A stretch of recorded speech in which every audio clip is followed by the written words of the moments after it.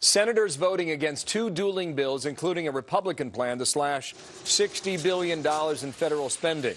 Well, in 8 days, the government runs out of money. What to do? Republican Congressman Ron Paul out of Texas is with me now. Sir, good morning to you and welcome back here to America's Newsroom. What's going to happen here?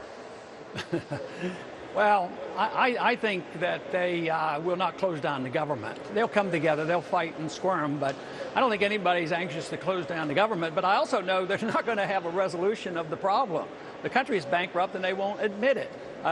Revenues are going down, expenses are going up, and the role of government is still the same. We still are expected to police the world. We're getting ready to invade another country or at least put a no-fly zone on. The welfare state continues, and nobody's going to cut. So we're going to have a bankruptcy before Congress gets the message that they need to do something, because the political costs, I mean, there's everybody in the country basically, oh yeah, let's balance the budget. Nobody wants their program cut, and there's the problem. But to continue to do what we're doing now is going to lead to a financial, monetary disaster, because people will eventually reject the dollar. We just can't keep running up the debt and printing the money. You agree with Claire McCaskill when she said people in Washington are in denial? Oh, I think so. Well, if that's the case, why has it not sunken in? Because of the traditions. I mean, we've gone for 30, 40 years with this system, and we've always been able to revive the economy by doing the wrong thing, and that is spend more money and print more money. But eventually, you can't do that. And so things are different today than they've ever been before in our whole history.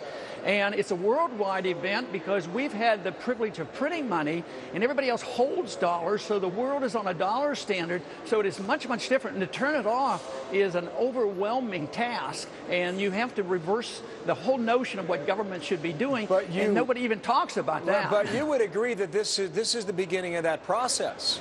I mean, from the perspective up here in New York, it takes a while to turn off that large spigot. But it's happening, and you can see that, can't you?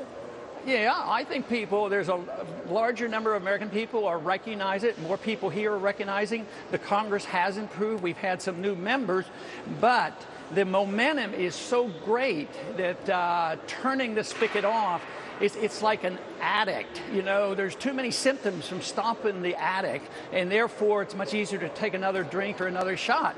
And that's the way we are in Washington, have been. But right now, we're in danger of killing the patient, and the patient is our freedoms and our economy and our prosperity, the soundness of our money. So it is a much bigger task than arguing over a token effort by the Democrats and a slightly greater effort by the Republicans. That is so far removed from reality. You wonder how those 87 House Republican freshmen are shaping this debate. And that's in your chamber. That's not on the Senate side. But I think all of us agree that what Olympia Snowe said, the Republican senator from Maine, is that this is just the beginning, that it is the beginning. But how long it takes us to get there is the open question. How would Ron Paul get there? What would you cut? Well, first off, I know a bit about history, and it is never solved by cutting back on spending. Debt will be repudiated, and the bankruptcy will be declared. And they don't do it by not paying their bills. They always pay their bills. The debt will be repudiated in order for us to get back to basics and back to growth again. It will be repudiated by printing so much money that all the debt is wiped off the books. So what I would do, if they would listen, you know, but the people aren't ready for it, is I'd cut everybody's budget a certain percent. Go through 5, 10, 20, what? As much as you can get. Because people have to, if it were your home or your business, you'd have to do it. Why should government be any different? So I would say go through the appropriation process, do the 13 appropriation bills, and then if you're so many percentages above it, just cut it. If you want to do it over 1 or 2 or 3 years, set the standard. We're going to cut this much, and this much.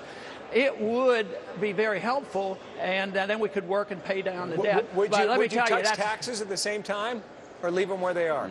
Oh, well, the less taxes, the better. Yes, I would always cut taxes, because people will work. They will work harder if they have less taxes. Yeah. So instead of bailing out all the big banks when the crisis hit a couple of years ago, I would have just, repealed or suspended the income tax. We talked many times too. Ron Paul, thank you. Your prediction today is that the government's not going to shut down in 8 days. We'll get a continuing resolution, as they call it, in Capitol Hill, and cut a few more billion every week until you get an ultimate resolution. That's we'll see my when best that guess. comes. Ron Paul, thank you for your time today all on right. the Hill. Good All to right, see you Bill. again. All right. Got their work cut out for them, don't they? Oh, yeah.